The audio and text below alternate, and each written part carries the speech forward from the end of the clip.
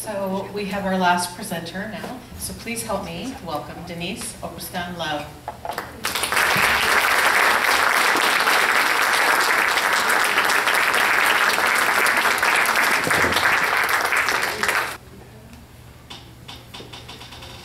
Hello, I am Denise Oberstein Love.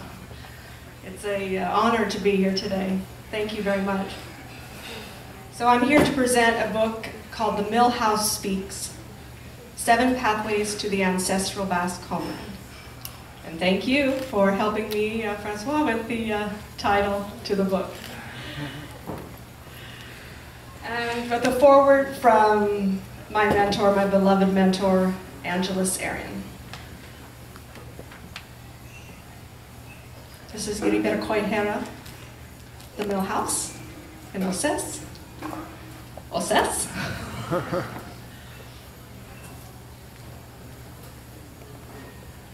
I want to give my immense gratitude to several people for bringing this special day together and making this happen. First, I want to thank, of course, without her, I would not be standing here, my mentor, who I mentioned earlier, believed in me every step of the way, and she is here with me right now in spirit. I also want to thank, from the bottom of my heart, the Angeles Arian Foundation for Cross-Cultural Education and Research for helping to manifest this book that is published today. Through the Center for Basque Studies Press at the University of Nevada, Reno. That was a conversation I had with Angeles and a dream of hers that I remember her saying one day, will this project, maybe we'll have it published there. And I said, oh no, that's too far off, Angeles. I don't think so. She said, okay. Well, she was right again. And I want to thank in particular the Center for Basque Studies. I want to thank Sandra Ott, who read the manuscript and right away was supportive of it and of this book. And Daniel Montero, the publisher from the Center for Basque Studies Press, and we have probably about 1,000 emails exchanged between the two of us over the last year of publishing and getting this ready. I want to thank my parents, most of all my mother and my father, Anne Orpeston and Bernardo Benyat Orpeston. And at the end of my presentation, I have a dedication because this presentation is dedicated to my very special parents and to all of my ancestors who are with me and walk with me and my family every day of our lives. This may be a tree that some of you may recognize, that yard, huh?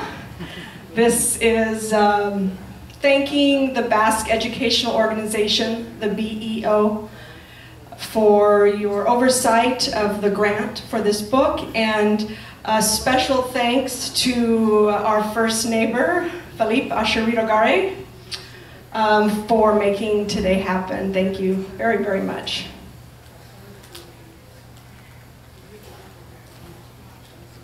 And I cannot forget, without my family and friends in the Basque Country, this book would never have been written, for they've always opened their hearts and their homes to my family, and always given us unconditional love and friendship, and most of all, trust to share with me their stories.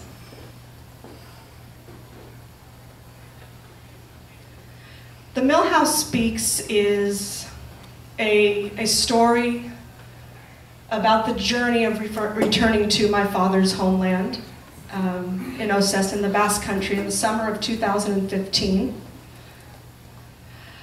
And I went back with my 2 children who are here and are teenagers now, but also a journey that honors as well my mentor, Angeles Arian, who, as I said, was born in the Basque Country, and I gave that presentation earlier about her. And in honoring the promise I made to her to do a project on Basque folklore, I honestly, very honestly, candidly, and courageously share with you That research trip I took back to the Basque Country. So after Angelus's passing, I went back to continue our project that we had planned to do together. Without her physically there, but in spirit, I went back to research Basque folklore and to discover that this project is much more than a collection of ancient Basque literature, but it's an ancestral journey that is tied back all to my papa's mill house. As the house, the Basque house, is the center of the Basque world. The Mill House Speaks integrates our daily life experiences, our very California American ways. In this trip, it describes as well the life dream I've had of rebuilding Papa's Mill House and creating this folklore research project with my mentor.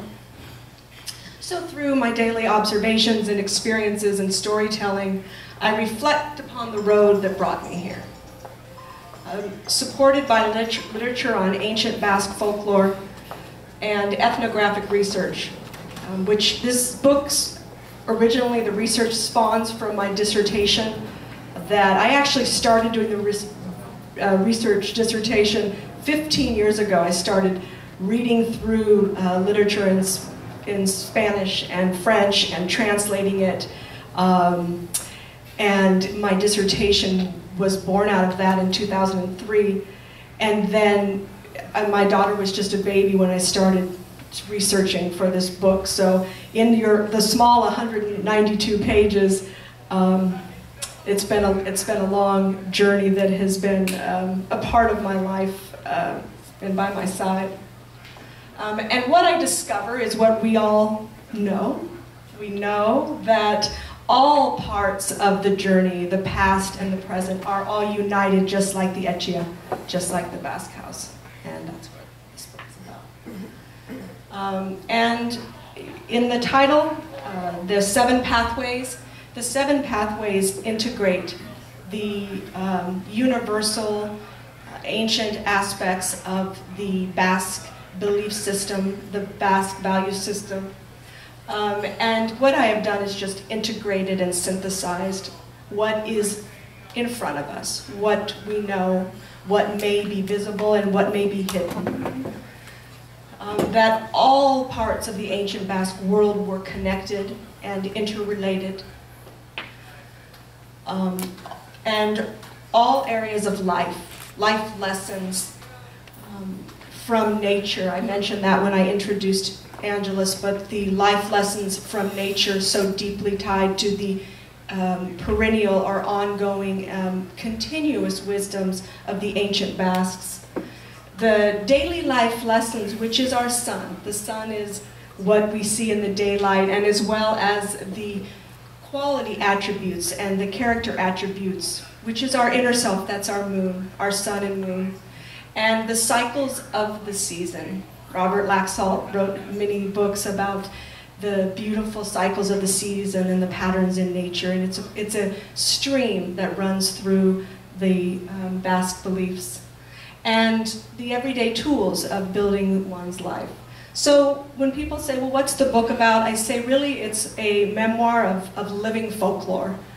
It's a memoir of living folklore. Both memoir in terms of my story, but also storytelling from my family and friends. And I wrote this book for my children, Delaney and Benyat, and for the future generations to pass on the perennial wisdoms of the ancient Basque. So now I'm going to share a 3-minute video from our last trip. We were there last summer. We try to go, like Karen, every couple years, and we were there last summer, and this is a video from that trip.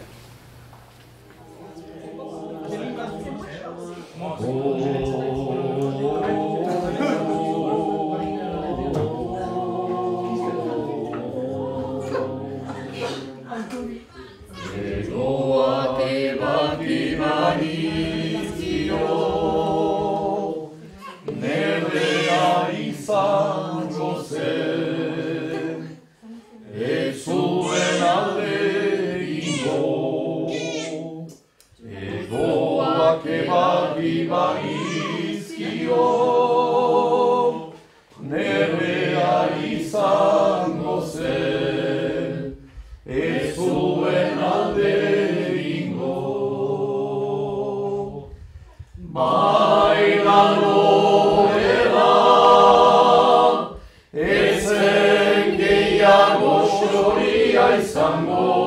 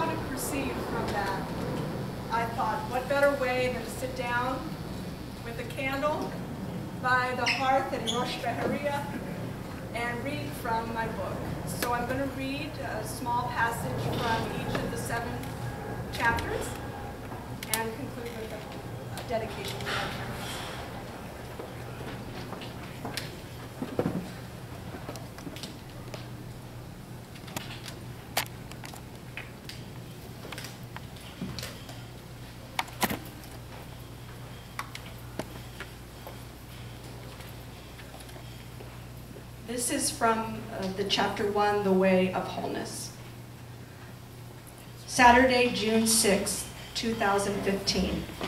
Looking out at the planes on the runway, departing for takeoff at the Dublin airport, Benyat 12, thin, tall, with deep blue eyes, brown hair, and protruding Basque ears, sits to my right, and Delaney, just 15 the day before, a tall, beautiful blonde girl, California girl, smiling in wonder at all the planes taking off, grips my hand to my left. I'm always in the middle of my two children on this trip to avoid teenage confrontations. There are no smartphones or laptops to distract us. There's nothing to do but wait for the Ryanair flight attendant to call our flight number. Knowing I will see my family in a few hours, I realize it is now the moment to tell the children exactly why we are here and who will possibly be meeting us at the airport at Biarritz. I feel the brewing thunder of emotions in my belly, finding the inner strength and power to tell the children the story of Angelus, the story of Papa, and the Millhouse.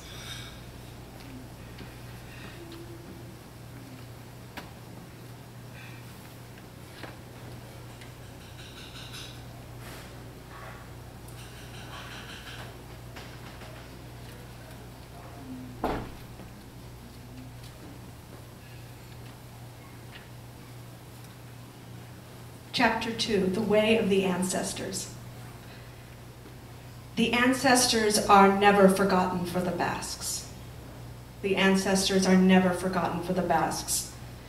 Every step of the way, I think about all that Angelus taught and modeled for me. Communication and lifelong connections with ancestor spirits are the central heart and essence of Basque spiritualism. There is a strong sense of moral obligations for the living to give moral aid to the deceased as one of the necessary elements of salvation.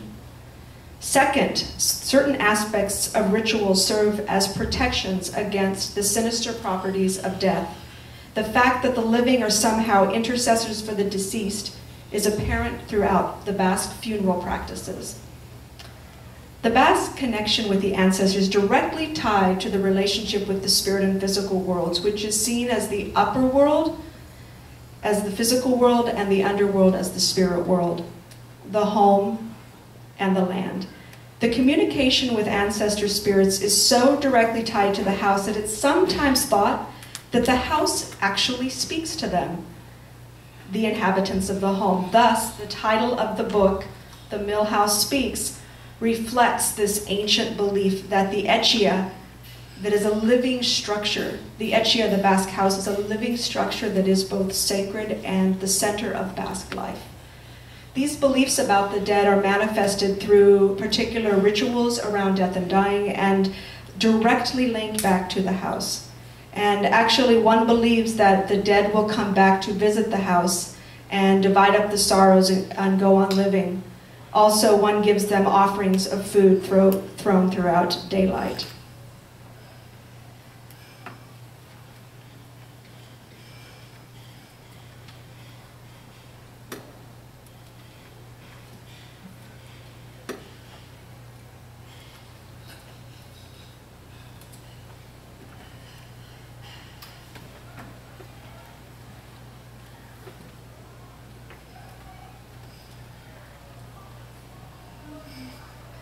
The way of the home. The way of the home. The conviction that the recently deceased passed through a transitional state before entering the next world relates back to the many customs in the Basque country. In the past, it was actually custom to, as some of you may very well know, open up a window or remove a roof tile at the moment of the passing so that the soul could leave. This custom has fallen into disuse, but many still believe that the souls may frequent the household or neighborhood before departing. Those souls or spirits who are caught between the two worlds, the two physical world and the spirit world, are referred to as intermediary souls. There are two types of intermediary souls. The first is when there are incongruent events, or say coincidences, things that happen during the night. The second is when there are diverse warning signs by nature herself, and more particularly by the animals. Signs of bewitchment are given to those who understand. In addition, the intermediary souls generally pertain to the young who have died, people that have died maybe from force or defeat or in some other tragic way. The aged are treated differently. There is a natural preparation for that process. And there is a sort of resignation of destiny, as if their adventure has already been written. And it is those unforeseen, more unfortunately tragic events where the intermediary souls have their purpose. But these intermediary souls are often alive and active in the shadows. They're known as the breath, deeply exhaled, or the activity behind the church. The dead do not disappear. The dead do not disappear. Even the church does not dispute that these intermediary souls and spirits still exist. They recognize them. For example, the dead infant God will make an angel. The way of the home is tied to all areas of the ancient Basque world.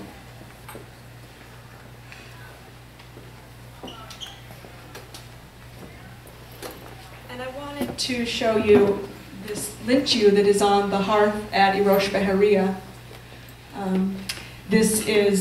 There are different types of lintu, but the lintu reflect the ancient spiritual belief of the relationship that exists between the ancestors and the home and nature. The lintu are a symbolic representation of the ancient and sustaining cultural beliefs. And meaning is made out of everyday events and encounters in highly superstitious and also deeply intuitive ways, which are in touch with the rhythms of the seasons and the rhythms of the human heart. And I was very fortunate to have many people that helped me in writing this book, and Tasha in Oses, Tasha, maiden name Indar, is a researcher in the Basque Country, and I talk about her in my book, so I should mention that before I read this passage. Sitting next to me on the bench of the kitchen table, I could almost hear Tasha's heart beating and feel her mind turning. Turning directly to meet my eyes with hers, she asked, "Why are you doing this project?" Stunned and completely caught off guard by her directness, I froze for a brief second, trying to hide my shock. I have come to expect the unexpected here. Just when I think I understand the Basque ways of communication, I realize I know nothing at all. She reads my mind, picks up on my doubts and fears, and adds, "Are you doing this for others? For your mentor? For this grant? For the center? Or for you?" That's when it struck me like a bolt of lightning. I can still hear my mother's voice on the phone telling me that she heard from someone in the center that I was writing a children's book. Twice she had mentioned this to me, and twice I had tried to explain to her that somehow she must have heard wrong. Somewhere in that very, very short grapevine that quickly travels from the Basque Country to the San Francisco Basque Cultural Center and somehow up to my mother in Lake County. She must have received the wrong message. I almost laughed inside myself.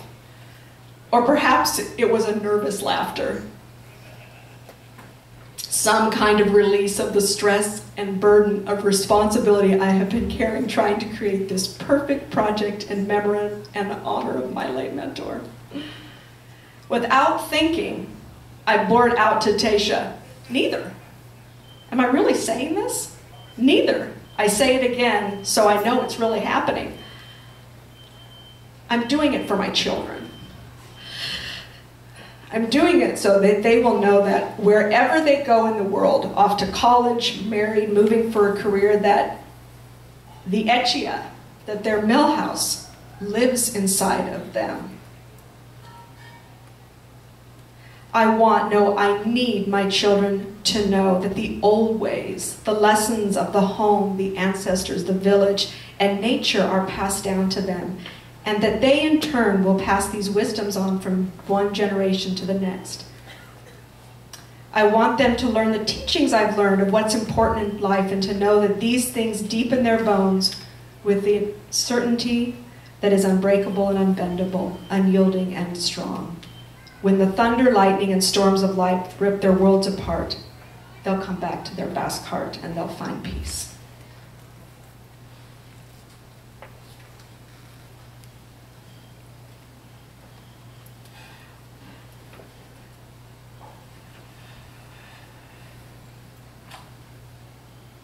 And when I left Tasha's house that day, and I was sitting by the table thinking I was going to do all this research with her, this is what she said to me. She said, "Denise, you are the history. Your story is the folklore." And I heard this as I dozed off to sleep.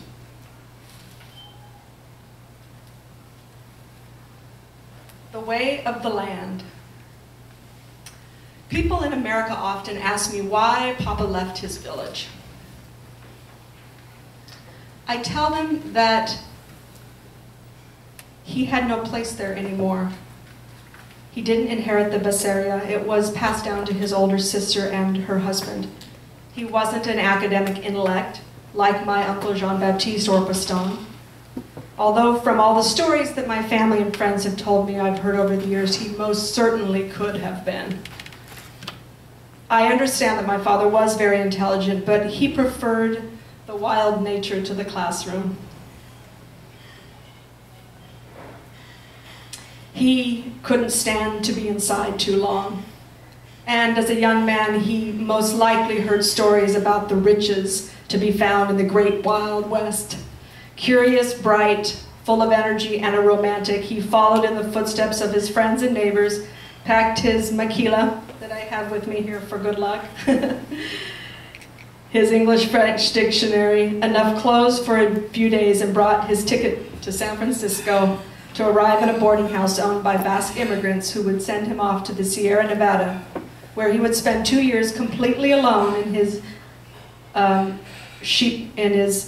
herding sheep in a hut on a mountaintop. America made men out of many young Basque boys.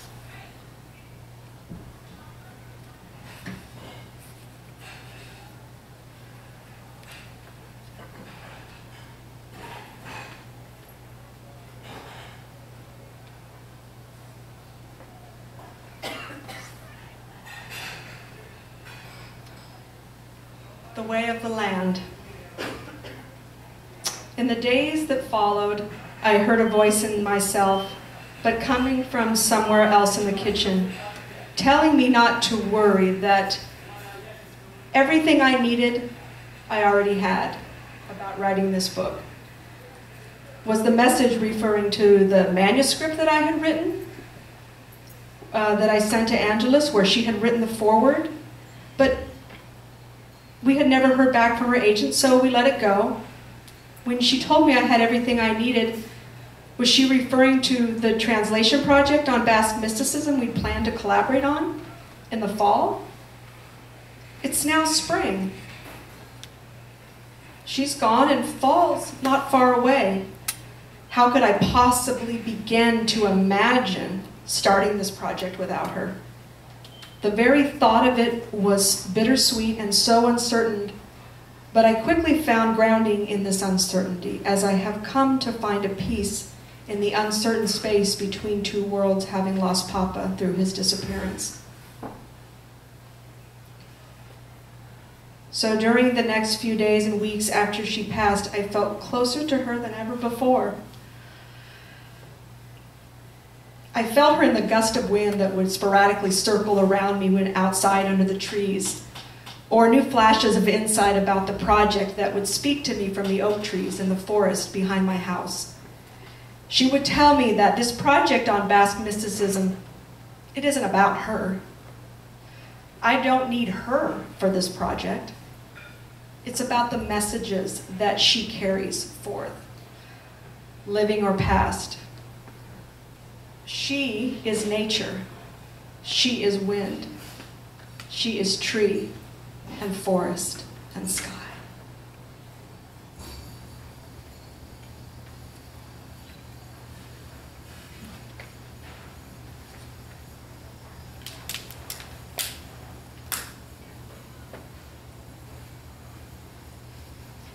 The way of the village. I trusted that by coming back here to Papa's homeland, and now my homeland in the Basque Country, I would find all the information I needed to do this complex project. But even more miraculous is the process is the outcome, and the outcome is the process. The process is the outcome, and the outcome is the process. What I mean by that is that with each breath I take and each encounter I have, as I put one foot in front of the other, the great mystery of life unfolds in its perfect timing.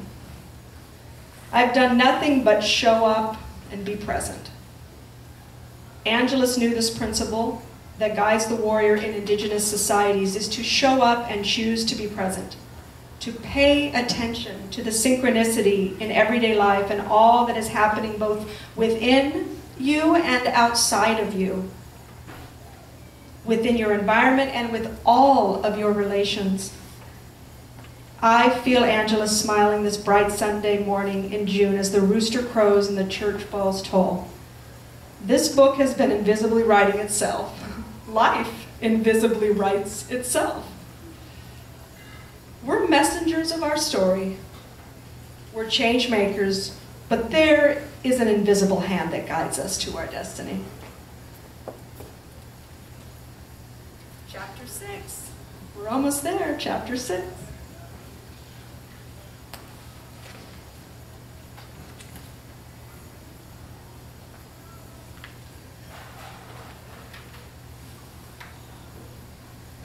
Later that afternoon, the mill house whispers this message to me, gently and sweetly, nudging me to move forward with her restoration.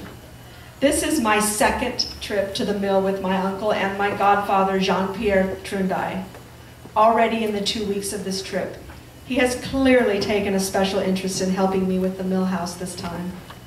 Before my arrival, he mowed and cleared a wailing path through the mill house and cabin and pruned the overgrown shrubs and trees.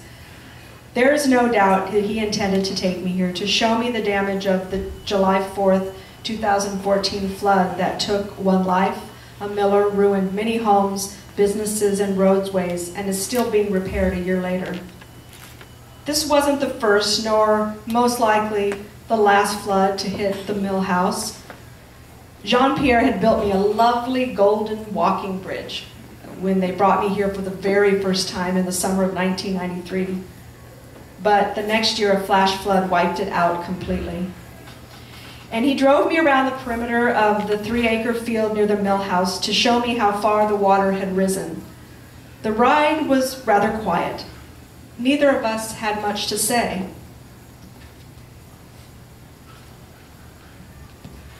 Most everything between us had already been said, or at least understood. He's a man who weighs his words carefully and thinks before speaking. When we arrived at the gate, I offered to open it, but 83-year-old Jean-Pierre, tan, lean, muscular, leapt out the torn cloth truck seat with the energy of a schoolboy and quickly pulled upon the tired and tattered wooden gate. Miraculously, the mill house remained untouched from the flood, except for the kitchen area where stacked wood and old mill parts had fallen into a massive heap of disarray on the floor. I followed him cautiously inside, running past a family of bats that had taken refuge in the past 3 years since we moved back to California. And he looked at me inquisitively as if he couldn't begin to understand my fear of bats. He strolled slowly and relaxed past them like they were little bluebirds welcoming us home. We have lived 2 different lives in 2 different worlds.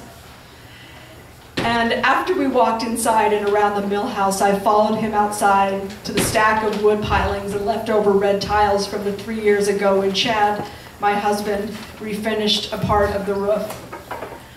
The main room of the mill remained open to the elements with massive wooden beams, hundreds years old, tilted downward, ready to drop into the canal below.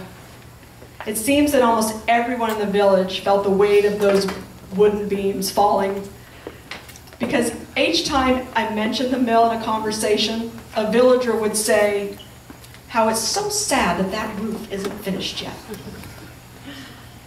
I always had excuses, but the Basques don't like excuses.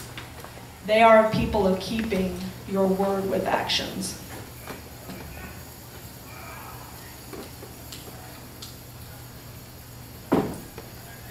So I've mentioned briefly the 7 pathways. One of the lessons, as I mentioned, for my children that I wanted them to know is lesson number 6. And in the book it goes through all the 7 lessons, but I wanted to share this one because I think it's particularly important. Don't keep searching for what isn't there. Don't keep searching for what isn't there. Be grateful for what's in your life. The magic and mystery are hidden beneath the obvious of everyday activities.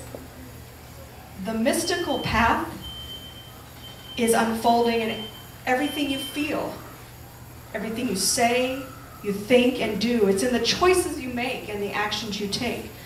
Mysticism is that space between what's seen in nature and what is unseen. It is where the spirit world meets the physical world. And what this means is that nature is always sending messages to you within these spaces, within the light of day and the dark of night, between what we see in the upper world with the home and the land, and what we feel in the underworld, our intuitions, our connections with our ancestor spirits.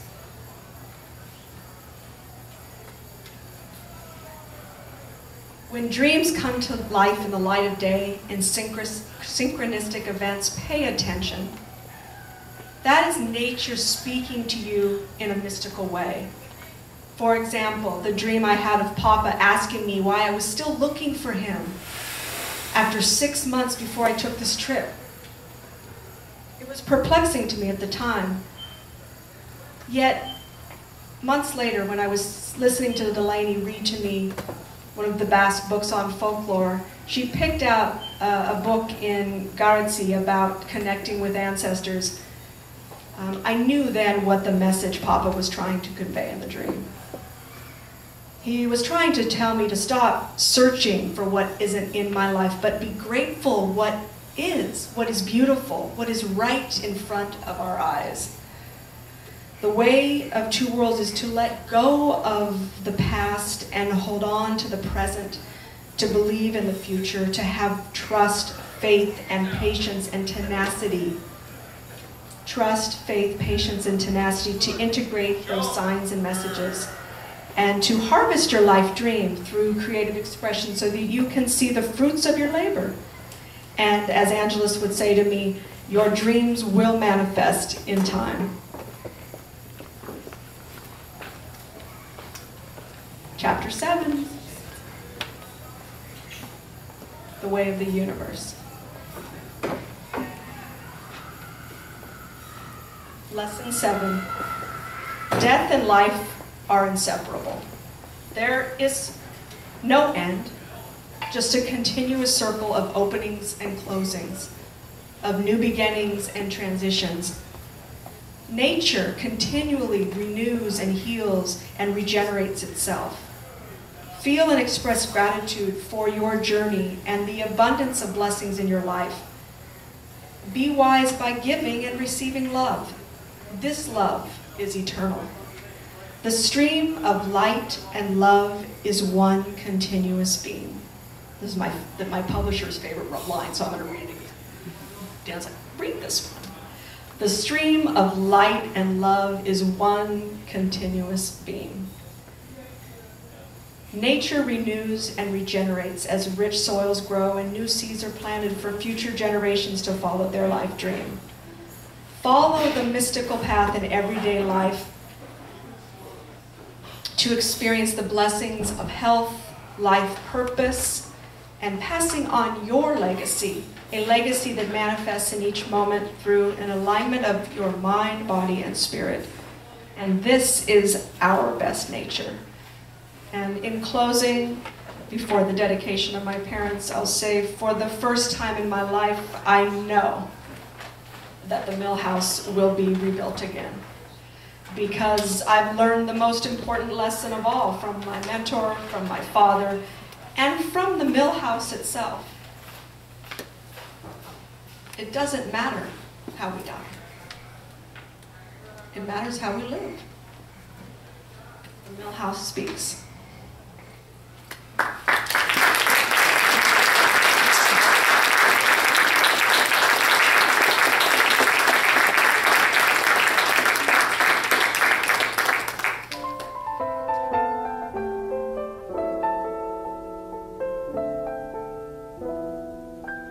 The loveliness of Paris seems somehow sadly gay. The glory that was Rome is of another day. I've been terribly alone and forgotten in Manhattan. I'm going home to my city by the bay. I left my heart in San Francisco,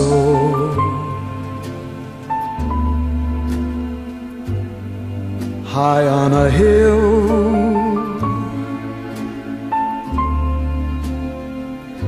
It calls to me to be where little cable cars climb halfway to the stars. The morning fog may chill the air. I don't care, my love waits there in San Francisco.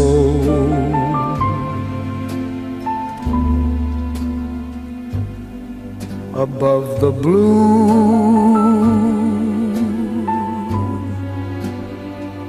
and windy sea,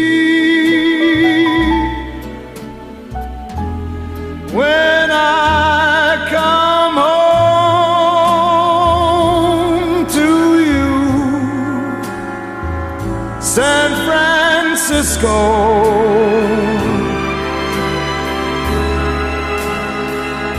your golden sun